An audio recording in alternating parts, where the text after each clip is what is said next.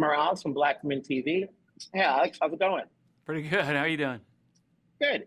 So you've got this series and you've done a ton of work over the years. What led you to saying yes to taking on this project? Um,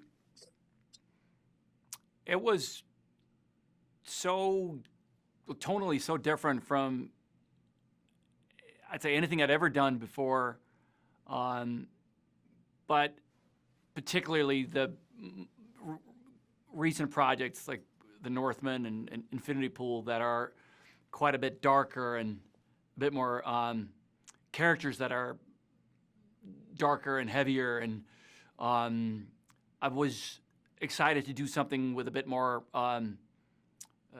stronger comedic elements. So when this came up, this felt like the perfect combination of sci-fi world building, action-driven, but centered around a character who was very unexpected to me. It wasn't the protagonist of a story like this that I expected to meet. It's not a self-confident hero. It's kind of the opposite. A socially awkward android who just wants to be left alone to watch its soap operas in its helmet, and it was just so funny and sweet and endearing that it was. Yeah, it was. I was intrigued from the very beginning when I started reading it. You know, when you're working with the Weiss brothers, they have a good knack of presenting dry humor, and that's what you get with the series. Do you see yourself having funny bones? I don't know. I just really enjoyed leaning into the comedic elements of it, and again, because it's something I haven't been able to do much lately, I was beyond excited to play a character that had some comedic, and I think a lot of the comedy in the show comes from these awkward moments when it's interacting with the clients, and that was something I just tried to lean into, the awkwardness of it, and had so much fun exploring. You know, you just said when you're at that point when there's not much to do, what are you binging on?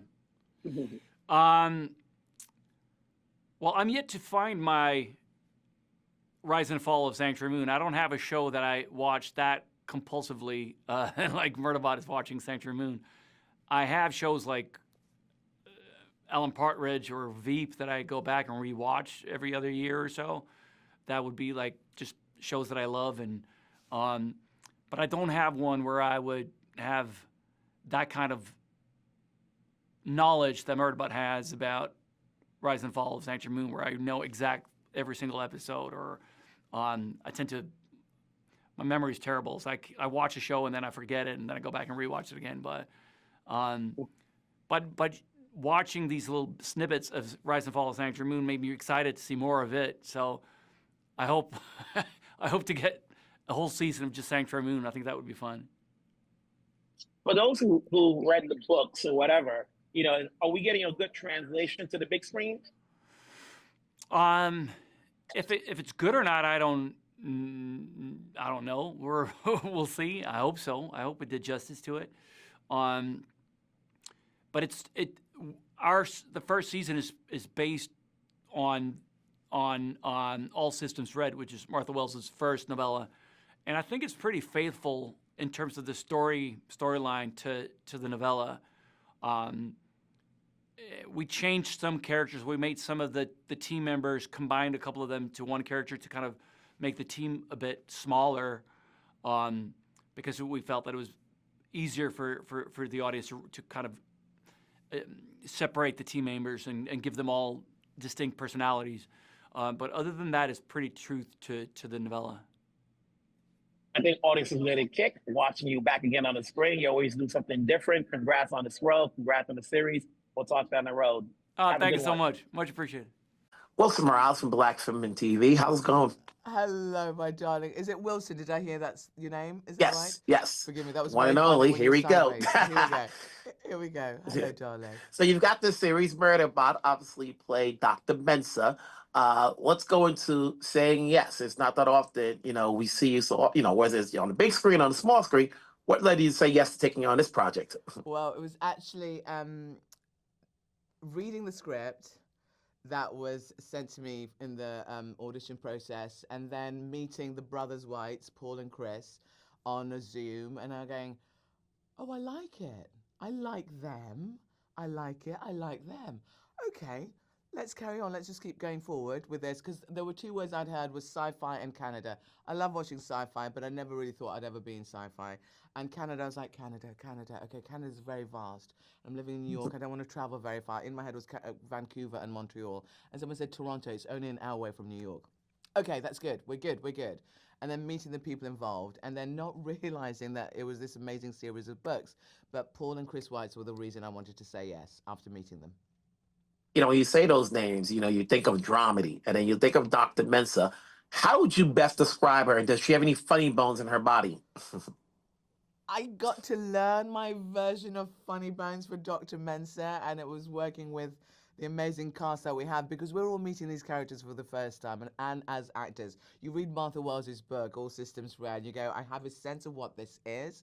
And I started to listen to the audiobook, and lovely Kevin R. Free does a beautiful job of the audiobook. But I remember going, oh, that's a totally different version of Mensah that I have in my head. So I remember stopping reading that, and then kind of going, you can't help but with the Weitz brothers try and feed in a bit of comedy, because they'll always have heart underneath it. So what could be physical could be just timing, and most important, it's listening. And when you're working with Alexander or David or Akshay or Tatiana or Sabrina or Tamara, we like to play, and that was our joy. You're working with Alex.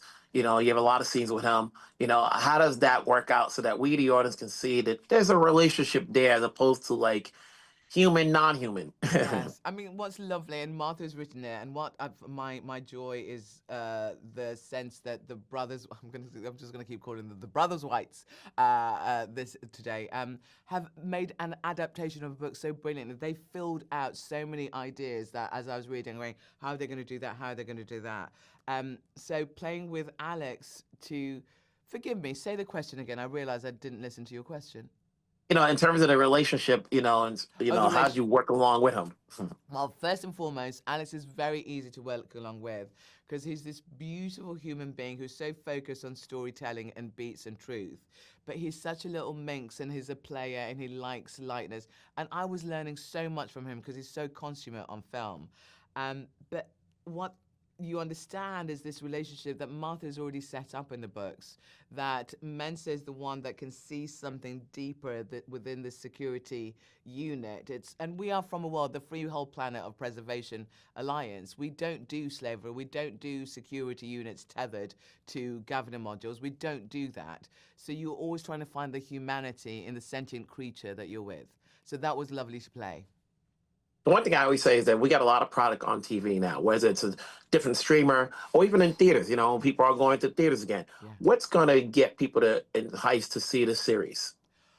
Well, oh, that's a hard one, babe, because literally you just said it. First and foremost, it's on Apple Plus, okay? And they are known for doing great work in the sci-fi world, so I'm already glad that I'm in that oeuvre and on that channel for that.